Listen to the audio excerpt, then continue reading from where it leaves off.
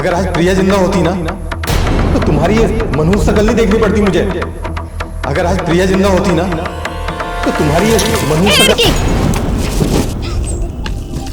पागल हो गई है तू तन्वी, तेरा दिमाग खराब हो गया है। क्या करने जा रही थी तू ये? हमको छोड़ दो कल्याणी दीदी, छोड़ दो, हम जीना नहीं चाहते। पागल हो गई है तू? हाँ, 2 दिन बाद त्योहार है, क्यों तू उस त्योहार को मातम में बदल देना चाहती है? क्यों तू अपनी जान की दुश्मन बन बैठी है? बोल ना।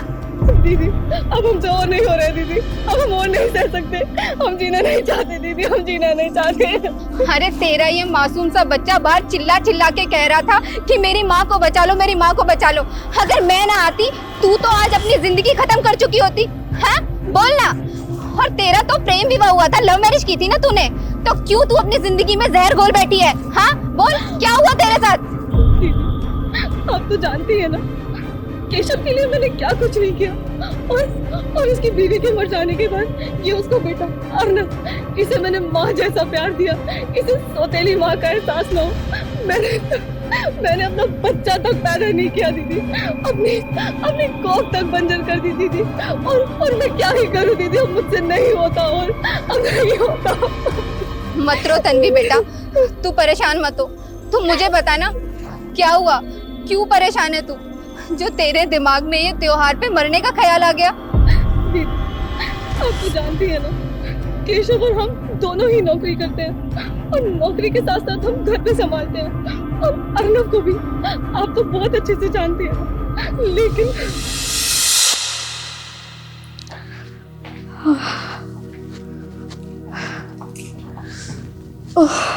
कितना ट्रैफिक था आज,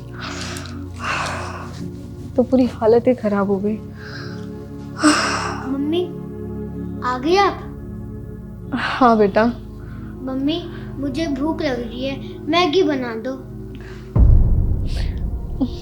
ठीक है बेटा, बस 5 मिनट, थोड़ा सा रेस्ट कर लो।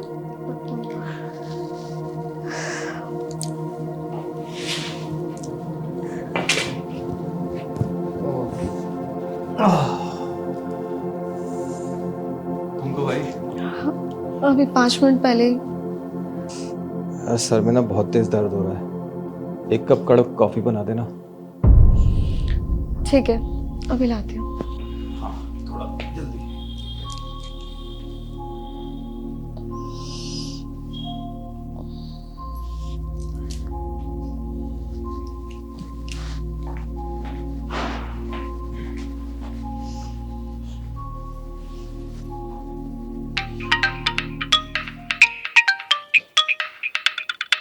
अरे पापा का फोन। हाँ नमस्ते पापा। नमस्ते केशव बेटा, इस त्योहार पर हम सब आ रहे हैं तुमसे मिलने। क्या इस बार त्योहार पे आ रहे हैं आप लोग? हाँ बेटा, तेरी माँ और बुआ और फूफा जी भी आ रहे हैं साथ में। बुआ फूफा जी भी आ रहे हैं? हाँ बेटा। अरे पापा फिर तो मजा ही आ जाएगा इस बार त्योहार में। क्या दादा दादी भी आ रहे हैं क्या? हाँ बेटा, दादा दादी और बुआ फूफा जी भी आ रहे हैं। और हाँ बेटा, कल ही निकल रहे हैं हम लोग। ठीक है पापा, फिर तो पिछले त्योहार की तरह माहौल बनेगा। हाँ बेटा, सही कहा तुमने। आप आइए। ओके बेटा। ओके पापा, प्रणाम। खुश रहो बेटा। केशव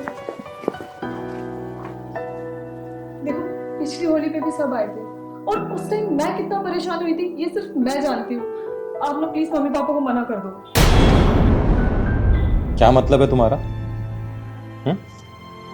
अरे मम्मी पापा हैं वो, तो त्योहार पे आ रहे हैं, तुम्हें तो खुश होना चाहिए, और तुम हो कि कह रहे हो कि मना कर दो उनको।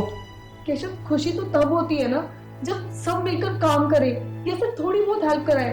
आपको तो पता ही है वो कुछ करते नहीं है और हुक्म चलाते हैं, और उनके साथ साथ आप भी। अरे कभी ये दे दो, कभी वो दे दो, कभी कपड़े प्रेस करके ला दो।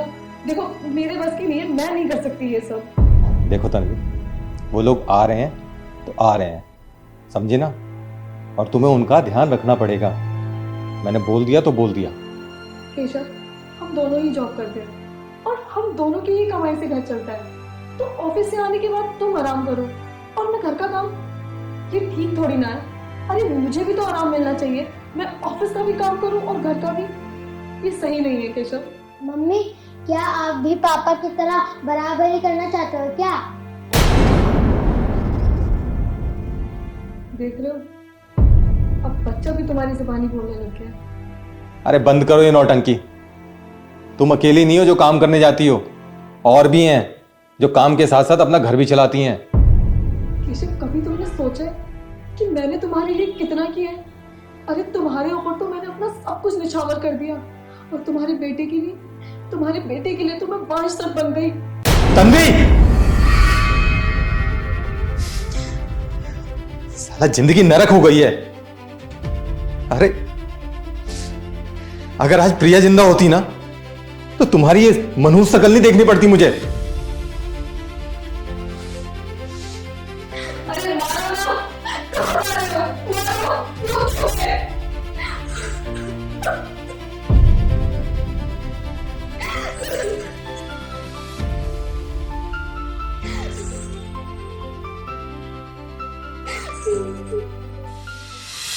देख तन्वी बेटा, एक शादीशुदा मर्द से शादी करने का इनाम ये आंसू ही होते हैं। मम्मी, पापा, क्या हुआ बेटा तेरी मम्मी को?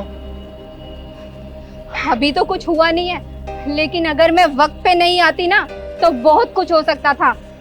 अरे तुम मर्द जात ने औरत को समझ के रखा है। अरे औरत कोई रिमोट से चलने वाली कठपुतली थोड़ी ना है कि जब दिल चाहा इस्तेमाल किया, जब दिल चाहा उसे साइड में रख दिया। अरे आत्महत्या करने जा रही थी ये। क्या क्या कहा? आत्महत्या करने जा रही थी? अरे तन्वी, ऐसी क्या बात हो गई? जरा सी बात के लिए तुम आत्महत्या करने जा रही थी? क्या केशव, क्या कहा तुमने? जरा सी बात? अरे केशव, तुम्हारे लिए ये जरा सी बात होगी, मेरे लिए पूरी जिंदगी का सवाल था केशव। न जाने मैंने क्या सोचकर एक शादीशुदा इंसान से शादी की, एक बच्चे के बाप से शादी की मैंने। पता है केशव, भगवान ने एक औरत को ऐसी मिट्टी से बनाया है ना कि मुसीबत पड़ने पर भी वो फौलादी हथौड़े से नहीं डरती, लेकिन जिससे वो प्यार करती है ना, उसकी एक छोटी कड़वी बात भी उसे तोड़ के चकनाचूर कर सकती है। सॉरी तन्वी, मुझे माफ कर दो। मैंने तुम्हें बहुत कुछ उल्टा सीधा कह दिया, और मम्मी पापा को तो मैं अच्छी तरह जानता हूँ, और बुआ जी फूफा जी को भी।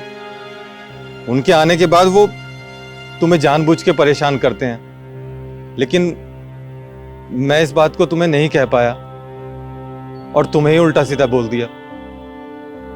मुझे माफ कर दो तन्वी। केशव, इतना बुरा मुझे तुम्हारी बात का नहीं लगा जितना बुरा मुझे अर्नव की बात का लगा है। अरे इसके लिए तो मैंने अपनी